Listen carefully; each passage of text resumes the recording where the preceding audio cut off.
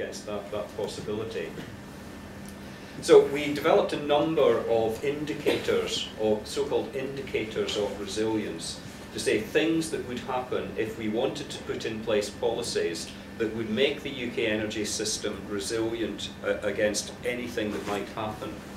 Now, first of all, there's a big concern about reducing import dependence. And we put in, to drive that, we put in a constraint into our models that said final energy demand had to fall by about 3% relative to GDP from 2010 onwards. So that's about, if we assume 2% growth, about a 1% absolute fall in final energy demand per year. And that is something that you'd want to do, because if there's volatility or price shocks on the international market, doing that will make your whole economy less vulnerable to these external economic circumstances. The other one, sort of major sort of indicators that we looked at really related to diversity of energy supply. Because again, not having all your eggs in one basket is actually quite useful if you're looking at major curtailments of supply. So after a lot of playing around with the modelling, sensitivity testing, we came up with two constraints we wanted to add. One is that no single source in the primary energy mix would take more than 40% from 2015 onwards. And then we also said, because the electricity sector is so important, that no single type of electricity generation would take more than 40% of the generation mix from 2015 onwards. And believe me, there was a lot of modelling that went round to make sure that these three criteria sort of fitted together and formed a coherent set of constraints that, you know, produced fairly meaningful results.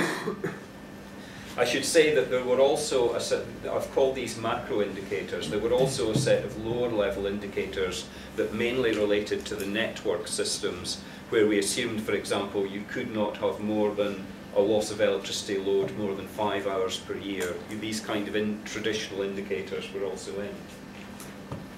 Now, so we applied these constraints in the 4 core scenarios, and these are the indicators for carbon dioxide in 2025. 2025 was quite an important year for us because we decided that we wanted to do our stress testing of the energy system in that year. We don't need to wait to 2050 to have a secure energy system, but on the other hand we wanted to steer away from all the debates about energy gaps in about 2015 or 2016 and take a slightly longer term view of it. So in our reference scenario, which is the one in which, you know, we let everything rip, CO2 emissions in the UK still fell by 12% between 1990 and 2025. Now, that is obviously not enough to hit our Kyoto commitments, for example, but it's, you know, that's what happens if you don't put these constraints on. And the CO2 intensity of power generation was pretty much where it is today. It's about 500 grams per kilowatt hour, the carbon intensity. The low carbon scenario, and this is the one in which we put a carbon constraint on the system but nothing else, then the carbon dioxide emissions fell by 36% between 1990 and 2025. And a lot of that effect was being taken up in the electricity sector because the CO2 intensity of power fell to under 200 grams per kilowatt hour by 2025. So that's, you know, that's taking you in the right direction. The interesting ones were actually when we put in the resilient core scenarios. These are the ones where we constrained final energy demand and constrained diversity of supply. So putting on these constraints without any carbon constraints, CO2 emissions fell by 19%, and there was a modest improvement in the CO2 intensity of power generation. And really the picture in the low carbon resilient scenario, obviously because we applied the carbon constraint, it must be 36%, but we had rather more CO2 intensive power in that low carbon resilient scenario.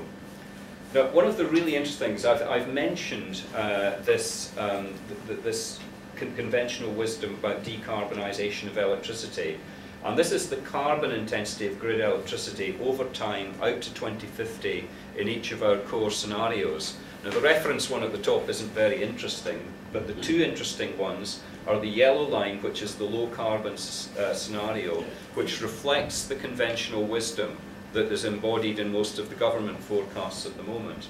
But in our low carbon resilient scenario, strong message, you still needed to decarbonise power by 2050, but the whole process was lagging about 10 to 15 years behind the one in the pure low carbon scenario.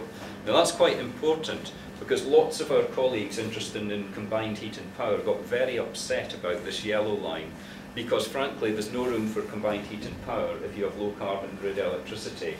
But this low carbon resilient line provides a much bigger window for what you might see as intermediate technologies like combined heat and power to play a role in the path towards a decarbonised economy.